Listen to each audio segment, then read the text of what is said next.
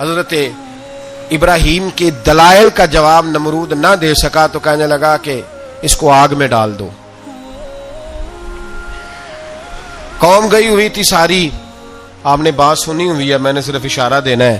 میلے پہ تو حضرت سیدنا ابراہیم علیہ السلام نے سارے بت توڑ دیے, کلاڑا بڑے بت کی گردن پہ رکھا. واپس آئے, کہنے لگے بت کس نے توڑے ہیں؟ تو فرمایا اس سے پوچھ لو جس کی گردن پہ کلاڑا ہے. کہنے لگے یہ تو بول ہی نہیں سکتا. تو فرمانے لگے بڑے بیوقوف ہو, جو بولتا ہی نہیں, سنتا ہی نہیں, اپنا آپ نہیں بچا سکتا, اس کی پوجا کرتے ہو.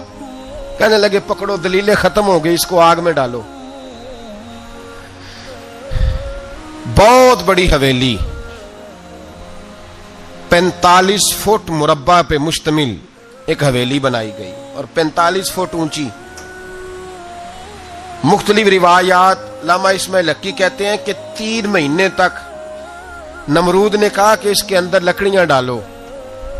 لوگ پوچھنے لگے کتنی دنیا جلانی ہے؟ کہنے لگا بندہ تو ایک جلانا ہے, پر بندہ بڑا تگڑا ہے, ایک بندہ. 3 مہینے لکڑیاں ڈالی گئیں. اور لوگوں کی جو تہمات ہوتی ہیں نا, وہ بڑی عجیب ہوتی ہیں. تہمات میں نے بڑی تفصیل سے رمضان المبارک میں گفتگو کی تھی. بدشگونی, تہمات لوگ لیتے ہیں. اس وقت بھی لوگ تہمات کا شکار ہو گئے. عقیدہ بگڑ جاتا ہے تو وہ عجیب و غریب باتیں کرنے لگتا ہے. تہمات کا شکار ہو گئے. بیبیاں نظر مانتی, میں بیمار ہوں, اگر صحیح ہو گئی تو اتنے من لکڑی دوں گی حضرت ابراہیم کی آگ جلانے کے لیے. ایک عورت لے کے جا رہی ہے لکڑیاں. تو ایک نیک دل آدمی نے اس سے پوچھا کہاں جا رہی ہو؟ کہنے لگی میں نے منت مانی تھی تو حضرت ابراہیم علیہ الصلوۃ والسلام کو معاذ اللہ جلانے کے لیے لکڑیاں لے کے جا رہی ہوں. تو وہ رب کریم کے بندے کہنے لگے تو ڈھونڈتی رہے گی, تجھے وہ جگہ ملے گی نہیں. وہ بی بی کئی مہینے گھومتی رہی, جگہ ہی نہیں ملی جہاں لکڑیاں ڈالنی. ماری گئی. تہمات کا شکار ہوئے بہت سارے لوگ. تہمات کا بھائی, تہمات دین کے اندر منع ہے. تہمات دین میں کوئی نظر ماننا, کوئی کسی بزرگ کے مزار پہ جا کے سالے ثواب کے لیے کوئی چیز ماننا, یہ تو درست ہوا. لیکن غیر شرعی نظریں مان لینا کہ میں آگ کے گرد چکر لگاؤں گا, میں جناب وہاں جا کے یہ والا تماشا کروں گا, میں دھاگا باندھوں گا, میں رسا کاٹوں گا, میں وہاں گندے اور سے پانی پیوں گا, ان کی شریعت اجازت, یہ تہمات ہیں, بدشگونی ہے. دین میں ان کی کوئی گنجائش. آپ نظر ماننے سے پہلے بھی کسی عالم سے رابطہ کریں کہ میں منت مانگنے لگا ہوں تو کیسے ماننی چاہیے, اس کا طریقہ پوچھیں. ایسے ہی غلط چیز کی منت تھوڑی مان لی جائے گی. بہرحال آمدام برسرے مطلب حضرت ابراہیم کے لیے آگ جلائی گئی. 45 فٹ اونچی آگ ہے, پرندہ بھی اوپر سے گزرتا ہے تو نیچے گر جاتا ہے جل کے. اتنے دن لگا کے آگ جلائی گئی. اب حضرت ابراہیم کو جلایا جانے لگا ہے. یہاں تو موجیں ہے نا, جو کسی ادارے کا سربراہ ہے اس کے لیے موج ہے, کسی جگہ آفیسر بن گیا تو موج ہے, پیر صاحب کے لیے موج ہے, علامہ صاحب کے لیے موج ہے, خطیب صاحب کے لیے موج ہے. جلنا کس کو پڑتا ہے؟ وہ علی کوئی نہیں رہا اللہ ماشاء اللہ. وہ لوگ گزر گئے جو تکلیفیں سہ کے کام کرتے تھے, گزر گیا زمانہ. حضرت سیدنا ابراہیم علیہ السلام کو جلایا جانے لگا ہے تو اب اتنی بڑی آگ ہے تو ڈالیں کیسے؟ شیطان نے تجویز دی کہ منجنیق بناؤ. منجنیق, بڑے بڑے بانس باندھ کے ان کے نیچے رسا باندھو. وہ جس طرح جھولنے کے لیے جھولا بنایا جاتا ہے, اس طرح ایک منجنیق پرانے زمانے میں اس میں پتھر رکھ کے پھینکے جاتے تھے دشمنوں پہ. وہ منجنیق بنائی گئی کہ دور سے حضرت ابراہیم کو پھینکیں گے. ہاتھ حضرت ابراہیم کے باندھ دیے, پاؤں مبارک باندھ دیے, پوری زمین پہ ایک نام لینے والا خدا کا. اور اس کو آج رسیوں میں جکڑا ہوا ہے. جب پھینکا جانے لگا نا آگ میں, حوریں رونے لگی, فرشتے تڑپنے لگے, اے اللہ یہ کیا ہونے لگا ہے؟ ایک تیرا خلیل اور وہ بھی آگ میں. فرمایا جاؤ جا کے اس سے کہو اگر تمہاری مدد لیتا ہے تو اسے بچاؤ. ہوا کا فرشتہ آیا, کہا ابراہیم اگر تو کہے. او بھائی, ان چیزوں کو کہانی سمجھ کے نہ سنا کریں, یہ داستان نہیں, یہ وہ طریقے ہیں جو ہمارے رسول نے ہمیں اپنانے کا حکم ارشاد فرمایا ہے. جو عقیدے, یہ وہ نظریات ہیں جو ہمیں اوڑھنے کو کہا گیا. اپنے رب کریم کی رضا پہ راضی رہنے کے یہ وہ خوبصورت مواقع ہیں صوفیاء نے جن کو بنا کر سمجھا کر ہم تک پہنچایا ہے. یہ ہے اہل طریقت کی باتیں. وہ کہتے ہیں یار جس حال میں رکھے راضی رہنا ہے. حضرت ابراہیم علیہ السلام کو پھینکا جا رہا ہے, فرشتہ آیا, اے اللہ کے خلیل اگر حکم دو تو اتنی ہوا چلاؤں کہ نمرودی جل جائیں سارے. आग उन पे फेंक दी जाए। आपने फरमाया तू जा, तुझसे मुझे कोई काम नहीं। थोड़ी देर के बाद पानी का फरिश्ता आया, कहा हुजूर इतनी बारिश बरसाऊंगा कि आग बुझ जाएगी। फरमाया तू जा, तुझसे कोई काम नहीं। अब जब मंजनीक में रख दिए गए, आग में जाने का लम्हा है, तैयारी है, हजरत जिब्रील अमीन हाजिर खिदमत हुए। कहा इब्राहिम कोई हाजत? फरमाया तुझसे कोई नहीं। कहा चलो मुझसे नहीं तो रब करीम से ही बात कर लो, मुझे पता है मैं छोटा हूं, आप मुझसे मदद क्यों लोगे, रब करीम से ही बात कर ले। तो हजरत इब्राहिम कहने लगे जिब्रील ये बता, रब को नहीं पता उसका खलील किस हाल में है? उसे नहीं पता मैं किस हाल में हूं, मेरे हाथ बंधे हैं, पैर बंधे हैं आग में, उसे नहीं पता। बताया तो उसे जाता है जिसे खबर ना हो। तो अगर उसे पता है, तो अगर वो जलाने पे राजी है तो मैं भी जलने को तैयार हूं, मैं तैयार हूं, मैं तैयार हूं। उसे कहो ठीक है। हजरत सैयदना इब्राहिम अलैहिस्सलाम को मंजनीक में डाल के जो फेंका आग में, या नारुकूनी बरदम व सलामन अला इब्राहिम, अल्लाह ने फरमाया ए आग मेरे इब्राहिम पे ठंडी भी हो जा और सलामती वाली भी हो जा। हजरत इब्राहिम को दो फरिश्तों ने बिठा दिया जमीन पे, फूल खिले हैं, कौंपले महक रही हैं, कलियां खुशबू दे रही हैं। हजरत इब्राहिम ने सर सजदे में रख दिया, सुबहान अल्लाहि वल्हम्दुलिल्लाहि वला इलाहा इल्लल्लाह वल्लाहु अकबर। हजरत इब्राहिम अल्लाह की तस्बीह पढ़ने लगे, रब करीम का शुक्र बजा लाने लगे। निकले वहां से, कुछ दिन गुजर गए, निकले, हुक्म हो गया इब्राहिम इलाका छोड़ दो। हजरत इब्राहिम अलैहिस्सलाम वहां से निकल के मिस्र आए, चचा के पास ठहरे। उन्होंने अपनी बेटी जनाबे सारा का निकाह कर दिया। कुछ आगे बढ़े तो एक जालिम बादशाह से टकराए। उसने एक शहजादी, एक बादशाह की बेटी कैद की हुई थी, जनाबे हाजरा नाम था, उनको कैद से छुड़ा के साथ लाए। हजरत लूत अलैहिस्सलाम भी साथ। ये 4 लोगों का काफिला चला, फलस्तीन में जाके पड़ाव डाला, घर बार छोड़ा, तबलीग शुरू हुई। हजरत इब्राहिम के घर में 2 खवातीन है, एक आपकी बीवी हैं, एक हजरत हाजरा है, औलाद कोई नहीं। बड़ा मेवा है मीठा, घर वही आबाद होता है जिसमें बच्चे रोते हैं, घर होता ही वो है जिसमें बच्चों की चंचनाहट होती है, भिन भनाहट होती है। हजरत इब्राहिम ने एक बच्चा रोते हुए देखा तो आंखों में आंसू आए, कहने लगे रब्बी हबली मिनस सालिहीन, या अल्लाह मुझे भी नेक औलाद अता कर दे। हजरत सारा ने सुन लिया, कहने लगी इब्राहिम शायद मेरे बतन से तो आपको नसीब नहीं, हाजरा से निकाह कर लो। नाबे हाजरा से निकाह हुआ। अल्लाह तो बड़ा बेनियाज है, रब करीम ने हजरत इस्माइल जैसा खूबसूरत बेटा अता फरमाया। बेटा काला स्याह भी हो तो सीने की ठंडक होता है, पर यह तो वो बेटा है जिसकी पेशानी में नूरे मुहम्मदी चमकता है सल्लल्लाहु अलैहि वसल्लम। हजरत सैयदना इस्माइल इतने खूबसूरत। अब जिस बीवी के यहाँ बेटा था, बैठना उठना भी ज्यादा उसके पास, आना जाना भी उसके पास, तवज्जो उधर हो गई। जनाबे सारा रश्क करने लगी। एक दिन कहने लगी इसे छोड़ आ जंगल में, वादी गैर ज़ीज़र इन, मक्के के पास। भाई एक बेटा आलमे दीन बना लो। कहने लगा रोटी कहां से खाएगा, तेरे 5 बेटे हैं, को हाफिज़े कुरान बना, कहते रोटी कहां से खाएगा। वो बच्चा भी कहता है मैं कहां से खाऊंगा। हजरत इब्राहिम अलैहिस्सलाम तो चंद महीने का बच्चा छोड़ आए, तो कहां से रोटी खाई हजरत इस्माइल ने, कहां से खाई उनकी अम्मा ने रोटी, भूखे मर जाते हैं ये सारे। मैं बड़ी जिम्मेदारी से कहा करता हूं कि जितनी खूबसूरत रोटी अल्लाह करीम दीन के खादिमों को अता करता है शायद किसी और के नसीब होती हो, लेकिन हम लोग तवज्जो ही नहीं कर रहे, हमारा ज़ौक़ ही नहीं बन रहा, हम ये मेहनत ही नहीं कर रहे कि कौम को मुस्तनद उलमा की जरूरत है, इलाकों के इलाके खाली हैं, इधर हमारा मिजाज ही नहीं बन रहा, तवज्जो ही नहीं दीन की खातर। और फिर चले बच्चे तो बाद की बात है ना, जो अभी खुद जवान है वो भी ये दुआ, एक साहब मुझे कहने लगे मैं दुआ मांग रहा हूं अल्लाह मुझे बेटा दे तो मैं उसे दीन पे लगाऊंगा। तो मैंने कहा आप भी बूढ़े नहीं हुए, आप खुद ही लग जाएं, बेटा तो अभी आएगा तो लगेगा ना, तो आप तो इस वक्त है तो आप तो पहले लगे ना साहब, 2 घंटे तो निकाल के आए, दीन सीखने को काफी है। आप इतनी लंबी सोच रहे हैं कि बच्चा आएगा तो बड़ा होगा तो वो जाएगा तो देखी जाएगी, अभी तो आप हैं तो आप तो आओ।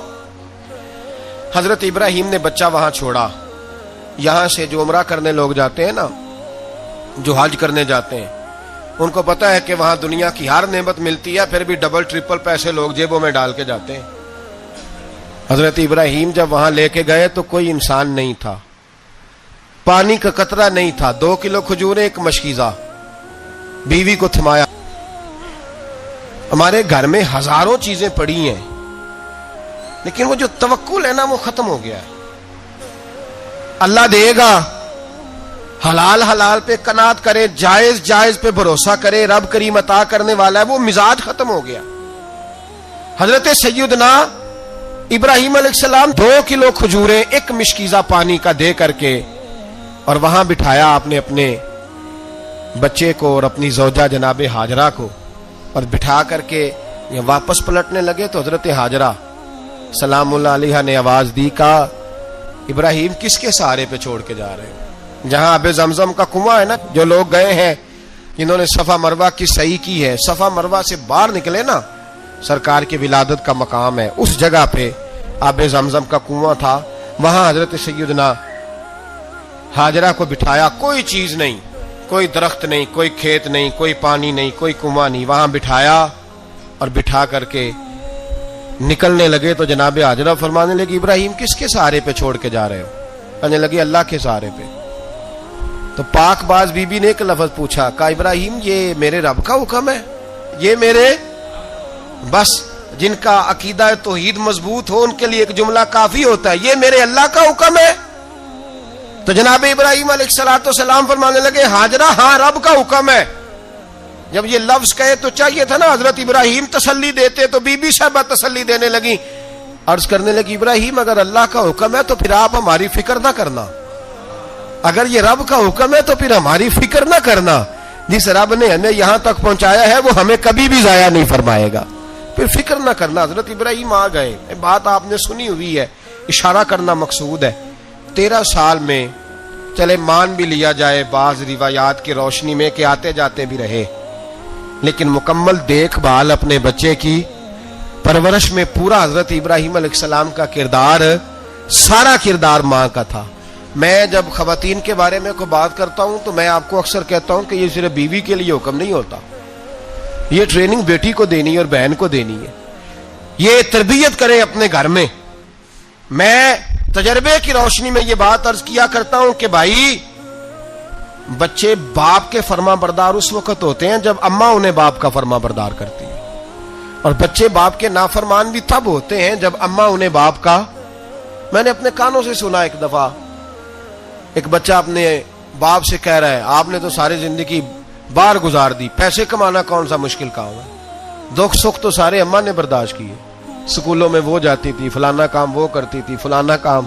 اب یہ سوچ اس کی ذاتی تو نہیں، یہ اس کو دی گئی ہے. اور اگر اس کو یہ سوچ دے دی جائے کہ اماں کہے کہ میں تو اپنوں میں رہی ساری زندگی، میں نے تو اپنوں میں وقت گزارا، اور تیرا باپ تو کئی دفعہ جنازے بھی نہیں پڑھ سکا، اس نے تو ماں باپ ایسے دفن کر دیے، وہ اگر یہ سوچ فراہم کرے تو پھر بچہ باپ کا فرما بردار ہوتا ہے. اور یہ والی روایتیں ہم بیوی کو سناتے ہیں، حالانکہ کس کو سنانی چاہیے؟ بولیے، بہن اور بیٹی کو. بہن اور بیٹی کو سنائیں یہ باتیں، ان کو سمجھائیں تاکہ آگے جا کے وہ جو گھر ترتیب دیں وہ گھر بڑا عمدہ اور نکھرا ہوا ہو. حضرت سیدنا ابراہیم 13 سال کے بعد آئے، چونکہ گھر میں اللہ تبارک و تعالیٰ کی دوستی کا چرچا تھا، اللہ تبارک و تعالیٰ کی محبوبیت کا غلبہ تھا. 13 سال کے بعد فلما بالغ معہ سعیا، بیٹا جب اتنا بڑا ہوا کہ ساتھ چلنے لگا تو حضرت ابراہیم نے اپنے بیٹے کو بلا کے کہا بیٹا مجھے خواب آئی ہے، میں تجھے ذبح کر رہا ہوں، تیری کیا رضا ہے؟ تو حضرت اسماعیل کہنے لگے یا ابت افعل ما تؤمر، ابا جی اللہ جیسے حکم دیتا ہے میرے ساتھ ویسے ہی کریں، جیسے اللہ حکم دیتا ہے ویسے ہی، بولیے، ویسے ہی کریں. حضرت ہاجرہ کو کہا کہ ایک دوست نے دعوت کی ہے تو وہاں جا رہے ہیں. بی بی مطمئن ہے، تفصیلات کی ضرورت نہیں، ختم بات، اعتبار ہے، مطمئن ہو گئی. شیطان پیچھے سے آیا اماں کے پاس. ذرا تھوڑی دیر کے لیے تصور جمائیے، یہاں تو پڑوسن آ کے کوئی بات بتا دیتی ہے خاوند کے بارے میں تو کئی مہینے جھگڑا جاری رہتا ہے، پڑوسن محلے دار. شیطان نے آ کے بتایا لفظ کیا ہے؟ کہا حضرت تمہیں پتا ہے کہاں جا رہے؟ کہا دوست کی دعوت میں. تو کہنے لگے دوست کون ہے؟ رب کریم. اور ابراہیم کا خیال ہے کہ اس رب نے مجھے حکم دیا ہے کہ میں ذبح کروں. تو حضرت ہاجرہ کہنے لگی کبھی باپ بھی بیٹے ذبح کرتے ہیں؟ شیطان کہنے لگا ان کا خیال ہے کہ ان کے رب نے حکم دیا ہے. تو جناب ہاجرہ فرمانے لگی اگر رب نے حکم دیا تو پھر تو مجھے شیطان لگتا ہے. تو مجھے شیطان لگتا ہے. کہا کیا مطلب؟ فرمانے لگی اگر رب کریم کا حکم ہے تو میرے پاس ایک اسماعیل ہے، اگر 1000 بھی ہوتے میں سارے اللہ کے راستے میں پیش کر دے دیتی. مالک کا ہی تو ہے سارا کچھ، اسی کا ہے، اس میں لیت اللہ کی کیا گنجائش. حضرت سیدنا ابراہیم علیہ السلام نے بیٹے کے حلق پہ چھری رکھ بھی دی اور چھری چلا بھی دی، رکھ بھی دی، اور وہ تو اللہ کریم نے فرمایا یا ابراہیم قد صدقت الرؤیا، ابراہیم تو نے خواب سچا کر دکھایا، وہ قیامت تک تیرا نام رہے گا. حضرت ابراہیم نے وطن بھی دیا، جان بھی دی، بیٹا بھی. اللہ کریم نے دمبے دیے، فرمایا یہ فدیہ ہے. اب یہ قربانی قیامت تک حضرت ابراہیم کے طریقے کے مطابق جاری ہے. حضرت ابراہیم بہت بڑے مہمان نواز تھے، بہت بڑے. آپ جب مصر میں قیام تھا تو بڑے بڑے لمبے چوڑے لنگر پکتے تھے، لوگ آیا جایا کرتے تھے، بڑا تفصیل کے ساتھ کھانا ہوتا تھا. مہمان نوازی آپ کی خاص صفت مبارکہ ہے. ہمارے ہاں بھی مہمان نوازی ہوتی ہے امیروں کی، بلکہ اب تو مہمان نوازی اس طرح کی ہے کہ کل تیری میرے پاس دعوت ہے اور پرسوں میری تیرے پاس ہے. وہی امیروں میں وہ چکر رہتا ہے، پارٹیاں دوست ایک دوسرے کو ڈالتے ہیں، تیری طرف پارٹی تیری طرف. اور اسی انداز میں اب یہ عید آئے گی نا، ٹکا پارٹیاں ہوں گی جگہ جگہ، اور لوگ سوال پوچھنے لگے ابھی سے، کہتے ہیں قربانی کا کتنا گوشت گھر رکھنا جائز ہے؟ قربانی کا کتنا گوشت گھر رکھنا جائز ہے؟ سارا ہی جی. اس لیے فریزر لے لے، فریج سے نہیں کام چلے گا. سارا ہی جہاز گھر رکھنا سارا ہی جائز ہے، رکھ لیں. او خدا کے بندے، قربانی وہ بندہ دیتا ہے جو سارا سال ہی گوشت کھاتا ہے. صحیح کہہ رہا ہوں؟ قربانی صاحب نصاب، صاحب استطاعت بندہ دیتا ہے نا، تو وہ سارا سال ہی گوشت، تو سارا گھر میں رکھنا بھی جائز ہے، لیکن سارا دے دینا بھی. تو جو آ رہی ہے اس پہ کیوں توجہ کرتے ہو؟ جو دوسرا جائز ہے اس پہ کیوں نہیں عمل کرتے؟ سارا تقسیم کر دیں، بات ختم ہوئی. یقین کریں محرم میں جا کے دوست ٹیلی فون کر کے سوال پوچھتے ہیں، کہتے ہیں صاحب سنا ہے قربانی کا گوشت محرم میں کھانا جائز نہیں. میں کہ نہیں، ربیع الاول چ بھی جائز جے، رجب رمضان تک کھاؤ، کوئی بندہ نہیں منع کرتا. اس لیے کہ کسی کو دینا تو پسند ہی نہیں. یہاں پھر اس میں سے جو خاص چیزیں ہیں وہ اپنی فریج میں، اور باقی جو ہے وہ دوسروں کے لیے. یہ کیا طریقہ ہے ہمارا؟ اور اسی پہ عمل ہے. اللہ تبارک و تعالی ہمیں سمجھنے کی توفیق عطا فرمائے. حضرت ابراہیم بہت بڑے مہمان نواز تھے. صرف قربانی نہیں دیتے تھے، سارا سال بہت سارا لنگر، بہت سارا کھانا پینا، بہت ساری چیزیں جاری رہتی تھی. اور جتنے غریب لوگ تھے فلسطین کے، ان کو پتا تھا کہ حضرت ابراہیم علیہ السلام کا لنگر جاری ہے. فلسطین میں جب آپ کا قیام تھا، ایک دفعہ ڈھیروں مہمان آ گئے اور کھانے کو کوئی چیز نہیں. حضرت سارہ اور جناب ہاجرہ دونوں اس وقت موجود تھیں. وہ کہنے لگی ابراہیم بہت سارے مہمان آ گئے تو کیا کریں؟ جناب سارہ کہنے لگی کس طرح کر کے ان کی مہمان نوازی کرنی. اور حالات یہ ہیں کہ قحط پڑا ہوا ہے فلسطین میں، مصر میں، دور دراز علاقوں میں.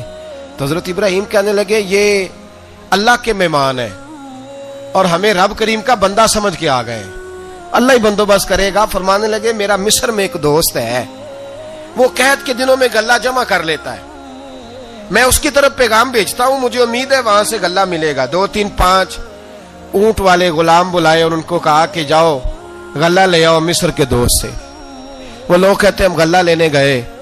وہاں جب پہنچے تو حضرت ابراہیم خلیل اللہ علیہ السلام کا پیغام دیا تو آپ کا وہ دوست کہنے لگا غلہ تو بے شمار تھا، مجھے خبر نہیں تھی کہ حضرت ابراہیم کا پیغام آئے گا، تو میں تو سارا تقسیم کر چکا ہوں. لوگ لے گئے، اب تو کوئی شے نہیں.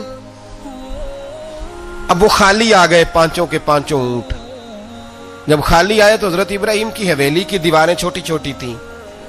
ان غلاموں میں سے، خادموں میں سے، آپ کے ان چاہنے والوں میں سے ایک کہنے لگا یار وہ غریب تو انتظار کر رہے ہوں گے کہ غلہ لینے گئے ہیں، ہمیں روٹی ملے گی. چھوٹی چھوٹی دیواریں ہیں، وہ جب دیکھیں گے نا خالی آ گئے تو انہیں تکلیف ہوگی. اس طرح کرو بوریوں میں ریت بھر لیتے ہیں، ریت بھر کے لے جاتے ہیں، بعد میں اندر رکھ کے انہیں سمجھا بہلا لیں گے یا حضرت ابراہیم کو بتائیں گے، وہ خود ہی ان لوگوں کی دل جوئی فرمائیں گے. اب غلہ کی جگہ ریت بھر کے اونٹوں پہ رکھ کے لائی گئی. لا کے بوریاں جب رکھ دی گئیں، حضرت ابراہیم علیہ السلام دوپہر کے وقت آرام فرما رہے تھے. بی بی سارہ اٹھی، کہتی ہیں جب میں نے دیکھا نا کہ بوریاں پہنچ گئی ہیں تو گئی، غلام کو ساتھ لیا اور اس کو جب کھولا نا تو کہتی اتنی حسین گندم میں نے پہلے کبھی دیکھی نہیں تھی، اتنا پیارا دانا میں نے کبھی ملاحظہ ہی نہیں کیا تھا۔ فرماتی ہیں جب اس کو پیس کر چکی میں روٹیاں پکائیں تو خوشبو دور دور تک پھیل گئی، اعلیٰ غذا بنی، بڑے بڑے کھانے بیویوں نے مل کے پکائے، چن دیے گئے۔ حضرت ابراہیم اٹھے تو لوگ کھانا کھا رہے، سجدہ شکر ادا کیا، اور جب سجدے میں گئے تو وہی آنے لگی، پھر رونے لگے۔ جب پلٹ کر باہر تشریف لائے تو جناب سارا کہنے لگی ابراہیم تمہارا مصری یار بڑا اچھا ہے، اس نے اتنی اعلیٰ گندم بھیجی ہے کہ اتنی تو میں نے پیاری گندم کبھی دیکھی نہیں۔ جناب ابراہیم مسکرائے، فرمانے لگی سارا یہ مصری یار نے نہیں بھیجی، یہ میرے عرشی یار نے بھیجی ہے، یہ میرے عرشی یار نے بھیجی ہے۔ بھائی مہمان نوازی مزاج تھا، ہاتھ لٹا دینا مزاج تھا، دوسروں کی اشک شوئی مزاج تھا۔ حضرت ابراہیم علیہ السلام کا طریقہ ہے قربانی، حضور نے ان کا طریقہ بیان کیا۔ اگر سال کے بعد قربانی دینا ان کا طریقہ ہے تو سارا سال غریبوں کو روٹی دینا بھی حضرت ابراہیم کا طریقہ ہے، سارا سال غریب کی نوکری کرنا یہ بھی حضرت ابراہیم کا طریقہ ہے، بھوکے کو کھانا کھلانا یہ بھی۔ میرے مصطفیٰ کریم سید عالم صلی اللہ علیہ وسلم سے صحابہ نے پوچھا حضور بہترین مسلمان کون ہے؟ بہترین مسلمان؟ تو حضور نے فرمایا جو سلام لینے میں پہل کرے اور غریب کو روٹی کھلانے میں سب سے اچھا ہو، وہ بہترین مسلمان ہے، زبردست مسلمان۔ ہمارے ہاں دعوتیں ہوتی ہیں تو امیروں کی، افطاریاں ہیں تو امیروں کی، اور میرے مصطفیٰ کریم علیہ السلام نے فرمایا بدترین دعوت ہے جس میں امیر بلائے جائے غریب نہ بلائے جائے، وہ بدترین دعوت۔ حضرت ابراہیم کا طریقہ رہا ساری زندگی مہمان نوازی، اور دوسرا ان کا مزاج تھا، اللہ سے پیار ہو گیا تھا نا۔ جب رب کریم سے محبت ہوتی ہے نا اور محبت کا احساس ہوتا ہے دل میں، پھر سجدے لمبے ہوتے ہیں۔ عام آدمی تو نماز بھی نہیں پڑھ سکتا، اسے خدا سے محبت ہوتی ہے وہ تہجد بھی نہیں چھوڑ سکتا۔ وہ یہ محبت کی بات ہے نا، جس کو پیار ہوتا ہے اس کی تہجد بھی ہے، اس کی اشراق بھی ہے، چاشت بھی ہے، اس کے عمرے بھی ہیں، اس کے حج بھی ہیں، اس کے بار بار کعبۃ اللہ کے دیدار بھی ہیں۔ یہ محبت الہی ہے، جوش مارتی ہے۔ ان لوگ سجدہ کرتے ہیں تو اٹھتے ہی نہیں، اللہ کے بندوں سے پیار کرتے ہیں اللہ کی۔ حضرت ابراہیم کو رب کریم سے اتنی محبت تھی، اتنا پیار تھا کہ وہ آپ کی زندگی کے ہر پہلو سے چھلکتا تھا۔ ایک وقت ایسا آیا کہ اللہ تعالیٰ نے حضرت ابراہیم کو بہت زیادہ مال عطا فرمایا، اتنے اونٹ گنے نہیں جاتے، گائیں اتنی زیادہ کہ شمار نہیں ہوتی، بکرے بکریاں اتنی زیادہ کہ شمار، بہت زیادہ مال اللہ نے عطا فرمایا۔ اور ابھی کچھ عرصہ پہلے آپ پیچھے جائیں نا تو جو لفظ مال تھا وہ روپے پہ تو بولا ہی نہیں جاتا تھا، وہ جانوروں پہ بولا جاتا تھا۔ بہت زیادہ مال اللہ نے دیا، بکریاں، گائیں، اونٹ، بیل، بڑا کچھ۔ تو رب کریم نے فرشتوں سے فرمایا کہ واتخذ اللہ ابراہیم خلیلا، ابراہیم میرا دوست ہے۔ تو فرشتے کہنے لگے یا اللہ جسے اتنا کچھ دیا جائے اس نے دوست تو بننا ہی ہوتا ہے، تو نوازا ہی بڑا ہے، اتنا مال، اتنے کھیت کھلیان، اتنا کچھ۔ اللہ کریم نے فرمایا جاؤ آزمائش کر لو، امتحان لے لو۔ فرشتہ امتحان لینے پہنچ گیا۔ حضرت ابراہیم کے جانور چر رہے ہیں چراگاہ میں، حضرت ابراہیم بھی ہیں، غلام بھی ہیں، بہت بڑا ریوڑ ہے، آپ تشریف فرمائیں۔ ایک فرشتہ آیا تو کھیت میں چھپ کے بیٹھ گیا اور بلند آواز سے کہنے لگا سبحان اللہ والحمد للہ ولا الہ الا اللہ واللہ۔ یہ تسبیح بڑی پسند ہے، محبوب نے ان کی فضیلت بیان کی۔ اب وہ حضرت سیدنا ابراہیم علیہ السلام کھڑے تھے تو وہ کھیت میں بیٹھ کے تسبیح پڑھنے لگا سبحان اللہ والحمد للہ ولا الہ الا اللہ۔ حضرت ابراہیم کہنے لگے یہ میرے رب کا نام کون لے رہا ہے؟ بڑی اس کی میٹھی آواز ہے، بڑی، کون ہے؟ ڈھونڈنے لگے، گھومتے گھومتے اس کے پاس چلے گئے، فرشتہ انسانی شکل میں۔ تو میرے رب کا ذکر کر رہا تھا؟ اس نے کہا میں ہی کر رہا تھا۔ فرمانے لگے یار ایک دفعہ پھر نہیں کرتا؟ تو کہنے لگا ابراہیم پہلے تو میں اپنی مرضی سے کر رہا تھا، تو کہتا ہے تو پیسے لگیں گے، پیسے ہیں تو کر دیتا ہوں۔ حضرت ابراہیم کہنے لگے بول تو کیا لے گا؟ میرے اللہ کا ذکر سنانے کا کیا لے گا؟ کہنے لگا جتنی بکریاں آپ چرا رہے ہیں ساری دے دے تو میں اللہ کا ذکر سنا دیتا ہوں۔ آپ نے فرمایا بس جا تیری ساری ہوئی، میرے رب کا ذکر سنا۔ اور پھر شروع ہو گیا سبحان اللہ الحمد للہ ولا الہ الا اللہ واللہ اکبر۔ حضرت ابراہیم علیہ السلام کیف میں، یار پھر ذرا سنا، نا علما وچ پھسا سانو، تو یار دی گل سنا سانو، ذرا دوبارہ سنا۔ پھر سنایا، ایک دفعہ پھر کہا، فرشتہ کہنے لگا بس جی آپ کے پیسے پورے ہو گئے، حضرت ابراہیم کہنے لگے چل ایک دفعہ اور سنا. کہنے لگا پیسے لگیں گے. تو کیا لے گا؟ کہنے لگا گائیں بھینسیں ساری میری. فرمایا بس یار اتنی قیمت، تو سنا صحیح، سارا کچھ ہی تیرا. پھر شروع ہو گیا سبحان اللہ والحمدللہ ولا الہ الا اللہ واللہ اکبر. گائیں دے دیں، بھینسیں دے دیں، وہ ذکر سناتا ہے. حضرت ابراہیم کبھی مچلتے ہیں، کبھی روتے ہیں، کبھی آہیں بھرتے ہیں. تو میرے رب کا نام لے رہا ہے، ذرا پھر سے لے. کیف جاری ہے. کہنے لگا بس بھائی. حضرت ابراہیم فرمانے لگے تو اور لے لے جو لینا ہے، مجھے ذکر سنا. اس نے کہا ابراہیم بکریاں میں لے چکا، گائے بھینسے میں لے چکا، اونٹ رہ گئے، سارے لے لوں گا پھر ذکر سناؤں گا. فرمایا جا تیرا ہوا تو ذکر سناتا رہ، میں دیتا ہوں. دے دیا. کچھ دیر ذکر کیا تو اب خاموش ہو گیا. حضرت ابراہیم خلیل اللہ علیہ السلام فرمانے لگے ذکر سنا. کہنے لگا ابراہیم اب تیرے پاس دینے کو کیا ہے، ہر چیز تو میں لے چکا. آپ فرمانے لگے یہ گائے بھینسیں بکریاں چرانے کے لیے تجھے کوئی نوکر ملازم بھی تو چاہیے نا. تو اس طرح کر مجھے رکھ لے، میں روٹی نہیں مانگوں گا، کھانا نہیں مانگوں گا، تو اللہ کا ذکر سناتا رہنا، میں تیرے جانوروں کی نوکری کرتا رہوں گا. حضرت ابراہیم علیہ السلام نے جب یہ کہا نا، فرشتے کی آنکھوں میں آنسو آ گئے. تر دامنی پہ شیخ ہماری نہ جائیے، ہم دامن نچوڑ دیں تو فرشتے وضو کریں.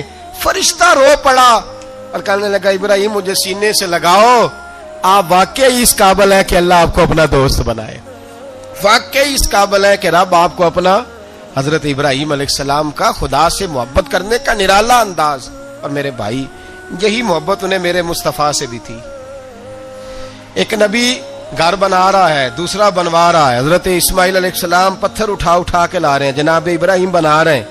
جب خانہ کعبہ بن گیا تو کہنے لگے ربنا وابعث فیہم رسولا، اے اللہ اب اسے بسانے کے لیے اپنا آخری رسول بھی عطا فرما. نبی پاک فرماتے ہیں میں دعا ہوں حضرت ابراہیم کی. یہ قربانی حضرت ابراہیم کا طریقہ ہے. حضور نے اگرچہ نبی پاک کی اپنی سنت تھی، یہ بھی کہہ سکتے تھے سنتی و سنت ابیکم ابراہیم، میری سنت ہے اور تمہارے باپ ابراہیم کی سنت ہے. یہ نہیں فرمایا. جب صحابہ نے کہا قربانی کیا ہے، فرمایا سنت ابیکم ابراہیم، یہ تمہارے باپ ابراہیم کی سنت ہے. ہر صاحب نصاب پر قربانی واجب ہے. جو زکوٰۃ کا نصاب رکھتا ہو اس پر قربانی واجب ہے. یعنی ضروریات سے زیادہ اتنے پیسے، جتنے پیسوں سے زکوٰۃ فرض ہوتی ہے، اتنے پیسے جس آدمی کے پاس قربانی سے پہلے آ جائیں اس آدمی پر قربانی کرنا واجب ہے. بکرا، چھترا، دمبا 1 سال کا یا دمبا 6 مہینے کا ہو پر اتنا بڑا محسوس ہوتا ہو کہ لگے کہ 1 سال کا ہے، اس کی قربانی ہو سکتی ہے. جانور میں کوئی عیب نہیں ہونا چاہیے. اتنا کمزور نہ ہو کہ ذبح جہاں اسے کرنا ہے وہاں وہ چل کے جا نہ سکے، اتنا کمزور جانور نہ ہو. اس کے اندر بظاہر کوئی اتنا بڑا نقص نہ پایا جاتا ہو، کانا نہ ہو، لنگڑا نہ ہو، کوئی اس کی ہاتھ نہ کٹے ہوئے ہوں، ایسا نقص جو واضح ہو. بکرا 1 سال کا، گائیں اور بھینس یہ 2 سال کی، اونٹ 5 سال کا. اب اس میں یہ ہے کہ ہمارے بہت سارے دوست چونکہ ہم دیہاتی لوگ ہیں تو پوچھتے ہیں کہ دوندا نہیں ہے تو چوگا نہیں ہے. تو یہ ہماری پنجابی کی اصطلاحات ہیں.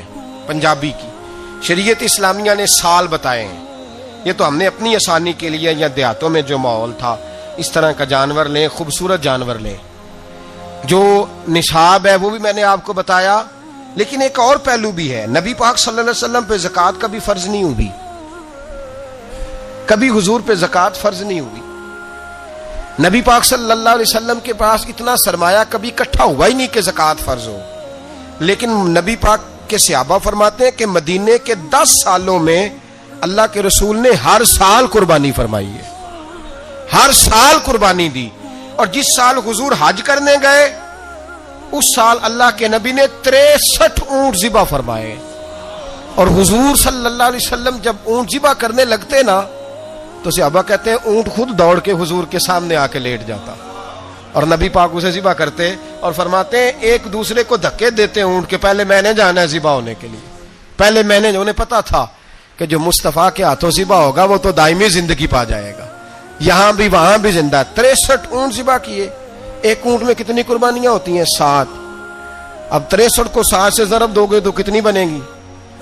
اور پھر نبی پاک صلی اللہ علیہ وسلم نے 10 سال مدینہ منورہ میں قربانی دی. ہر سال اب وہ 63 اونٹ، ایک اونٹ میں 7 قربانیاں، ہر سال یہاں قربانی، اور مولا علی شیر خدا فرماتے ہیں نبی پاک 2 قربانیاں دیتے۔ میں نے کہا حضور 2 جانور ذبح کر رہے ہیں آپ؟ تو حضور نے فرمایا ایک میری طرف سے، ایک میری امت کی طرف سے، غریبوں کی طرف سے۔ اور حضرت علی کو حضور نے وصیت فرمائی تو 2 دیا کرے گا۔ یا رسول اللہ صلی اللہ علیہ وسلم میں غلام ہوں، خادم ہوں۔ حضور نے فرمایا علی ایک تو نے اپنی دینی ہے، ایک میری طرف سے دینی ہے۔ 2 قربانیاں۔ مولا علی نے بھی ساری زندگی 2 قربانیاں دی۔ حضرت علی بھی مال کے نصاب نہیں تھے، اپنا مکان ہی نہیں تھا، کوئی کاروبار نہیں تھا، کئی دن فاقے رہتے تھے، پر قربانیاں کتنی دیتے تھے؟ 2۔ ہمارے پاس ویسے اگر سسرال میں، میکے میں، کزنوں میں کچھ شادی ہو جائے تو 50-60 ہزار کا خرچہ برابر ہے، وہ پکا ہے۔ اور قربانی کی باری غریب ہو گئے، سارے غریب ہو گئے، کہتے نہیں یہاں مشکل ہے۔ او خدا کے بندے، اللہ کے ساتھ تجارت کر، اس کے راستے میں 1 دے گا، رب تجھے 70 گنا اضافہ کے ساتھ عطا فرمائے گا۔ قربانی مال کے نصاب پہ ہے۔ کوشش کیا کریں کہ اللہ کے راستے میں جب دینا ہو پھر لیت اللہ سے بچیں، خوبصورت جانور لائیں جن کو اللہ نے توفیق دی ہے۔ ان کے لیے نصیحت ہے جن کو اللہ نے توفیق دی۔ میں نے اپنے حضرت صاحب کو دیکھا ہے، وہ کہتے تھے کئی جانور اللہ نے بڑا نوازا ہے، کہتے ایک میرا ہے، ایک میرے ماں کا، ایک میرے باپ کا ہے، ایک میرے فلاں استاد صاحب کا، ایک میرے پیر صاحب کا ہے۔ یہ جانور غوث اعظم جیلانی کا نام کا دے رہا ہوں۔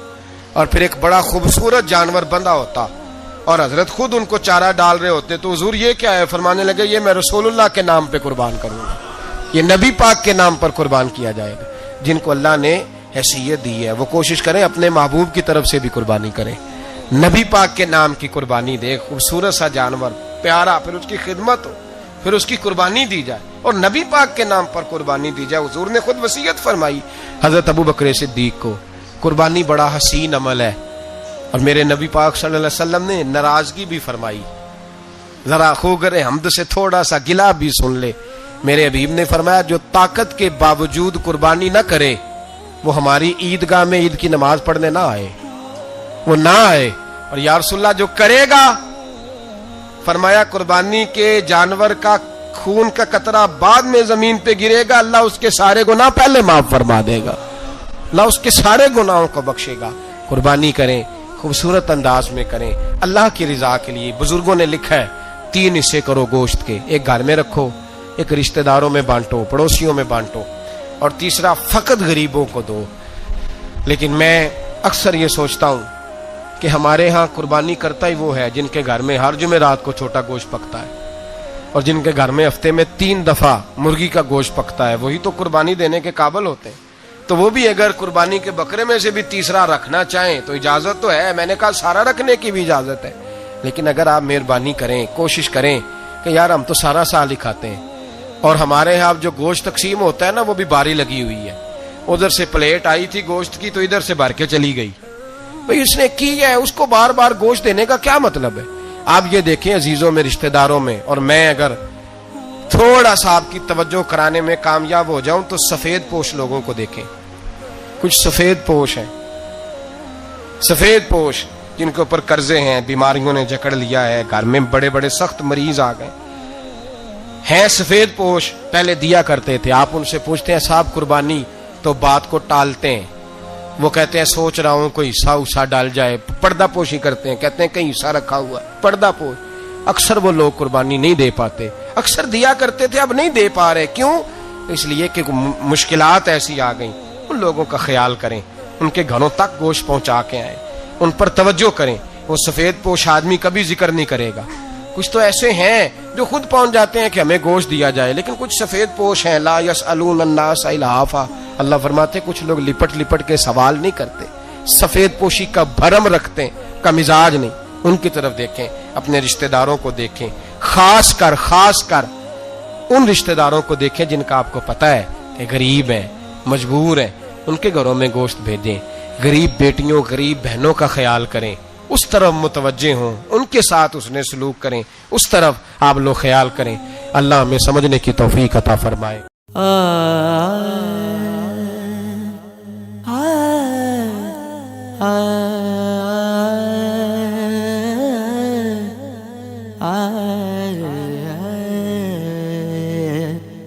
نوازتا ہے جو سب کو دل نواز ہے تو، نیاز مند ہے سب اور بے نیاز ہے تو، زمانے بھر کے بناتا ہے سارے بگڑے کام، کریم سارے زمانے کا کارساز ہے تو،